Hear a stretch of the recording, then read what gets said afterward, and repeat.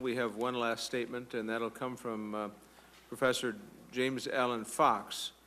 He's the Lippman Family Professor of Criminal Justice, former Dean at Northeastern University in Boston. As I indicated before, he's been described by USA Today as, quote, arguably the nation's foremost criminologist, unquote. He's published 16 books and dozens of journals and magazine articles and writes a regular column. The Boston Herald, has been a visiting fellow with the U.S. Department of Justice in the Bureau of Justice Statistics. Mr. Fox, thank you for being with us and providing another perspective on this issue today. You may proceed. Thank you, Mr. Chairman. It gives me pleasure to be here, and it's an honor also to share this panel with a distinguished group of members of the law enforcement community who apparently each has had between 20 and 30 years of experience, veterans of law enforcement. I am a veteran of the classroom, 33-year veteran of the lecture halls. I'm not going to repeat everything in my longer statement, and I, in fact, will not apologize for being partisan, because I think I am sort of partisan. Because, you see, it seems to me that if there's one feature that defines the current administration, it may be its doggedness and stubbornness, even as support for the war in Iraq has sunk to incredibly low levels in blue states and in red states. The president preaches that the nation, and to use some of his favorite refrains, the nation must show resolve, be vigilant, and stay the course to defeat the forces of terror. Well, regrettably, President Bush has failed to show as much resolve and commitment to our front line of defense at home, local police, to defeat the forces of violence. Somewhat disingenuously, President Bush, during the re-election campaign a couple of years ago, stood proudly shoulder to shoulder with the heroes of the New York City Police Department in photo opportunities and campaign ads, while at the same time depriving the local finest in New York and elsewhere of the necessary federal funds to do the job.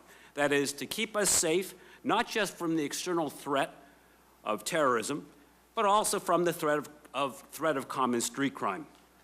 This is a classic case of money versus mouth hypocrisy. President Bush says he supports the officers in blue uniforms who patrol the streets of American cities just as much as those in green uniforms who patrol the streets of Baghdad. But his funding priorities say otherwise. The Bush budget proposal for fiscal 2007, like those of previous budget cycles, would further decimate federal programs in which local, state, county police agencies have depended to supplement limited local resources. The president is playing politics with policing and jeopardizing all of us in the process.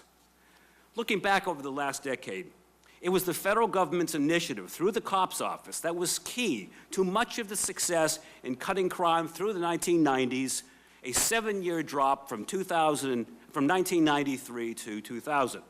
Of course, COPS was one of Bill Clinton's pet programs, advocated during his 1992 presidential campaign, the 100,000 Cops Initiative, and delivered with this Congress's aid.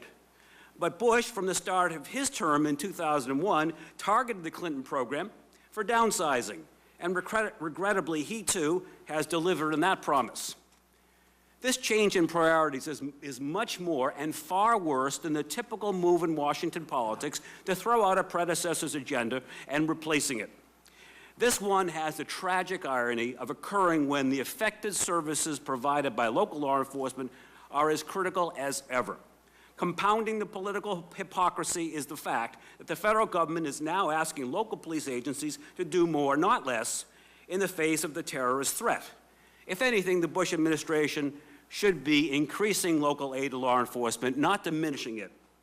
How can the police keep an eye on the hotspots of street crime and gang activity when there are government buildings, financial centers, and transportation hubs to patrol and protect?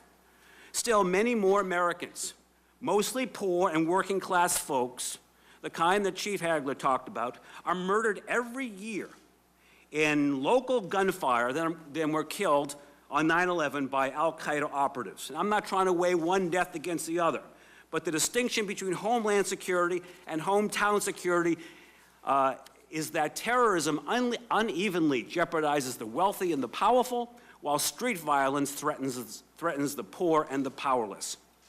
Now, the other area of great concern to me involves federal budget cuts to various support programs for children, from mentoring to after-school programs, especially now that we hear, such as in Minneapolis, that a huge percentage of the increase in violence is youth and gang violence.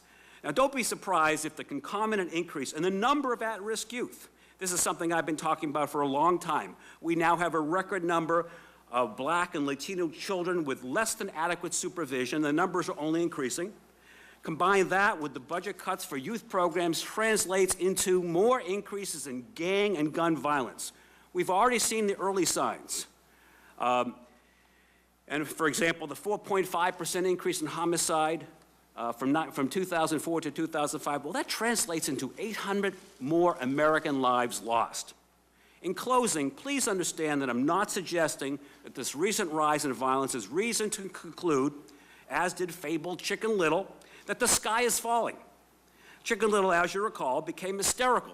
Yet she was able to convince Henny Penny and Ducky Lucky and Goosey Lucy and Turkey Lurkey and her other frightened friends that their lives were in imminent danger.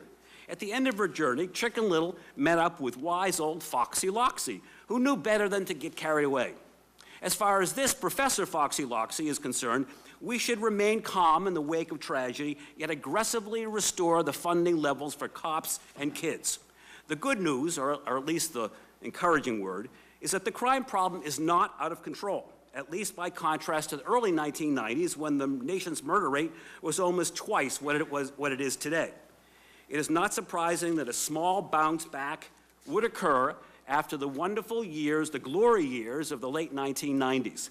But let this small upturn serve as a thunderous wake-up call that crime prevention, police funding, and gun control, and don't get me started on the immunity law given the gun industry, these need to be priorities once again.